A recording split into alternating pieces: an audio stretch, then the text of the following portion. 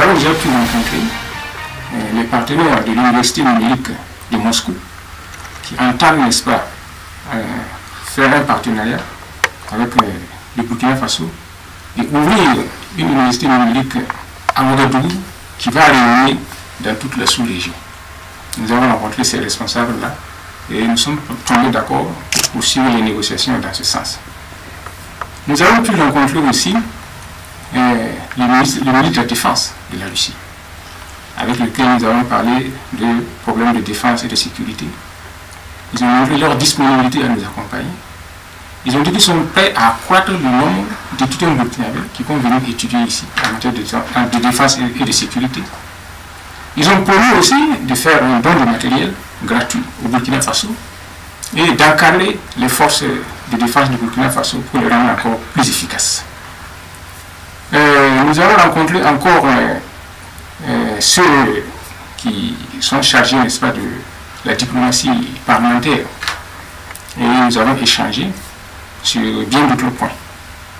Et à l'ouverture des journées économiques du Burkina Faso, comme vous avez remarqué, il y a un engouement qui a dépassé mon entendement. Donc j'étais surpris de voir l'intérêt des hommes d'affaires russes et des hommes politiques russes pour le Burkina Faso. En tout cas, le Burkina Faso est actuellement un point de référence pour la Russie. Et moi, je souhaiterais, n'est-ce pas, que notre coopération soit exemplaire et que cela aille au-delà de ce qui existe déjà un peu partout en Afrique.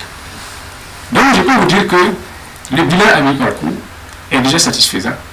Nous sommes encore là pour quelques temps, pour d'autres événements, et nous allons saisir cette opportunité pour renforcer encore ce qui a déjà été fait jusque-là.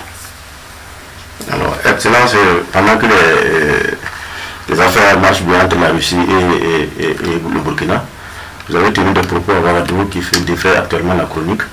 Dites-nous, qu'est-ce que vous avez voulu dire exactement? Ah oui, c'est vrai que j'ai appris ça, arrivé à Moscou, mais je vois qu'il y a eu des amalgames. C'est vrai, il y a pu y avoir une incompréhension de part et d'autre. De ma part, parce que bon, n'ayant jamais été impliqué dans les fétiches, donc je ne peux pas prétendre connaître tous les aspects des fétiches. Donc sans doute que il y a d'autres aspects que j'ignore. Et d'autre part aussi parce que je pense que dans ma compréhension, il y a une différence entre les fétiches et la culture et les coutumes. La preuve en est que, même dans mon discours, d'ailleurs ce qui m'a aussi surpris, c'est que dans mon discours, j'ai parlé de beaucoup d'autres choses. Mais c'est cet aspect seulement qui a été tiré pour, comment je vais dire là, en faire un tapage. Maintenant, si les gens ont été choqués de bonne foi, alors je leur présente mes excuses. Mais ce que je voulais dire, c'est que dans ma compréhension, il y a une différence entre coutume et tradition et puis fétiche. Ce que nous avons fait le 15 mai, c'est la journée de coutume et de tradition. On n'a pas dit la journée des fétiches. Si vous remarquez, n'est-ce pas, la première fois que la culture a été valorisée au Burkina Faso, c'était sous le président Lamizana. Et on a procédé à la création du festival panafricain du cinéma de Ouagadougou, qui est culturel. Ensuite, ça a été sous le président Thomas Sankara, qui a mis en place la Semaine nationale de la culture. On n'a pas dit Semaine nationale des fétiches, mais on dit Semaine nationale de la culture. Et si vous remarquez, à la Semaine nationale de la culture, il n'y a pas de prix pour les féticheurs. Donc, ce qui veut dire que officiellement, il y a une différence nette entre la culture et les fétiches. Et après, notre gouvernement actuellement, sous le leadership du président Ibrahim Traoré, personne ne peut contester notre volonté de renforcer la culture et les traditions au sein du Burkina Faso. C'est ce qui nous a conduit à mettre en place la journée du 15 mai comme étant la journée nationale des traditions et des coutumes. Et si vous avez remarqué, pour renforcer la connaissance de la culture et promouvoir la culture nationale, nous avons mis en place la promotion du Faso d'Anfani, qui maintenant sera généralisée dans toutes les écoles et les instituts. Et nous avons mis en place la promotion des mets locaux, et dans toutes les écoles, les gens sont encouragés à lancer des commandes des produits locaux du Burkina Faso d'abord. Donc, nous avons tout fait, n'est-ce pas, pour mettre en place un système de renforcement de la culture nationale. Et donc, pour moi, il y a une différence entre fétiche et puis entre coutume. Et d'ailleurs, comment je vais dire, je vois qu'il semble que beaucoup de chefs, n'est-ce pas, ont été interpellés par mes propos. Et dans mes propos, moi, je n'avais pas envie les chefs traditionnels. Hein. Je vais vous dire aussi pourquoi j'ai été amené à parler de cela.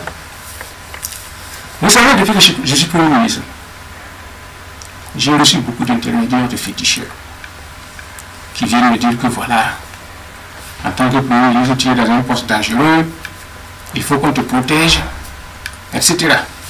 Et il y en a qui me disent que voilà, si tu suis ce que je te dis, tu pourras même aller plus loin. Je me dis, aller plus loin, ça veut dire quoi? Je suis déjà Premier ministre. Tu me dis que je peux aller plus loin, ça veut dire que tu veux que je prenne la place du président. Donc je peux me mettre en conflit avec le chef de l'État. Donc c'est la raison pour laquelle, moi aussi j'ai saisi cette occasion pour remettre chacun à sa place et faire comprendre aux gens, ce n'est plus la peine de venir me voir. Voilà ma position. Il y en a qui brûlent en bas pour attiser la tension, tout. Je dis non. Il faut que je ne joue pas la terre. Parce que ce qui nous préoccupe, c'est deux choses. C'est la sécurité du Burkina Faso et c'est le développement du Burkina Faso. Celui qui peut contribuer à ces deux objectifs-là, il est le bienvenu. C'est ça notre objectif. Et c'est pour ça que j'ai appelé les gens à la connaissance. Si vous remarquez, notre pays est sous-développé. Partout où nous allons, nous voyons des pays qui se sont construits par la discipline, par l'ordre, par la connaissance.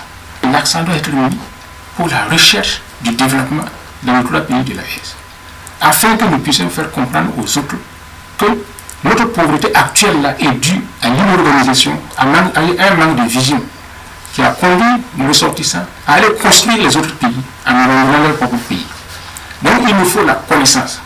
S'il y en a qui se sont sentis blessés, comme j'ai appris par mes propos, je leur présente honnêtement mes excuses. Et je leur dis tournons vers l'avant. Regardons ce qui préoccupe notre pays. Nous parcourons le monde pour chercher les moyens, pour assurer la sécurité du pays, pour assurer le développement du pays. Nous avons des problèmes concrets d'eau. Actuellement, en étant ici, j'ai appris qu'il y a des inondations à Bono du Nassau, etc. Comment faire pour gérer ces inondations-là? Toute force qui peut nous aider, qui vient à notre secours, quelles que soient ses références. L'occasion m'est donnée, n'est-ce pas, de faire quelques propositions. Comme j'ai eu à le dire, je suis sûr que beaucoup de gens étaient dans ma position et n'avaient pas une vision parfaite des fétiches. Donc moi je proposerais qu'il y ait une conférence nationale sur les fétiches et qu'ils viennent exposer. On va réunir les actes de la conférence dans un ouvrage. Et je peux vous garantir que je serai le premier à chercher à consulter cet ouvrage pour approfondir mes connaissances. Donc je proposais aussi qu'il y ait une sorte comme un ordre de féticheurs, voilà, qui va réguler les féticheurs et savoir quels sont les vrais, quels sont les faux, afin que nous puissions utiliser nos féticheurs dans la construction de notre pays et non dans la destruction. Je voudrais inviter les gens, si les féticheurs là, hein, s'ils ont l'amour de la patrie, puissent utiliser leurs fétiches pour la bonne cause, pour le rayonnement du Burkina Faso, non seulement en Afrique, mais dans le monde.